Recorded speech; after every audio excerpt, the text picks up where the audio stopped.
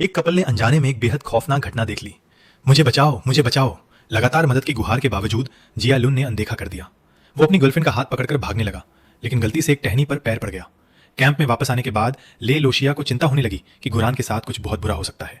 वो पुलिस को बुलाने के लिए पहाड़ से नीचे जाने का फैसला करती है, लेकिन जिया लुन को लगता है कि शायद गुरान खुद ही ऐसा चाहती थी। वो कहता है कि अगर वो समय पर नहीं भागता तो उसकी गर्लफ्रेंड भी खतरे में पड़ सकती थी। ये सुनकर ले लोशिया डर जाती है। जिया लुन इस मौके का फायदा उठाते हुए कहता है कि वो आज रात उसके साथ रहे। दोनों का रिश्ता नया था और वे अभी तक उस हद तक नहीं पहुंचे थे, लेकिन अपनी जान बचाने के लिए ले लोशिया मान जाती है। कुछ ही देर बाद जिया लुन संतुष्ट होकर सो जाता है। तभी के फान, फांगशु और 2-3 लोग अचानक अंदर घुस आते हैं। असल में भागते समय टहनी टूटने की आवाज उन्होंने सुन ली थी। वे डरते नहीं थे कि सच सामने आ जाएगा। वे तो बस इस कपल के साथ मजाक करने आए थे। वे कहते हैं कि गुरान तो खुद ही तैयार थी, हमने उसे मजबूर नहीं किया। सबको लगता है कि बात यहीं खत्म हो गई, लेकिन जब गुरान को ढूंढा गया तो वो पहले ही मर चुकी थी। तीनों अमीर लड़कों के चेहरे पर हैरानी थी, जैसे उनकी मौत से उनका कोई लेना देना ही ना हो। यही उस रियल सीएस टीम का छुपा हुआ राज था। अब टी नाम का एक रहस्यमय व्यक्ति उन्हें एक एक करके मार रहा था। हानचेंग और शियाओ बाई को अब समझ आया कि टी गुरान की मौत का बदला लेना चाहता है।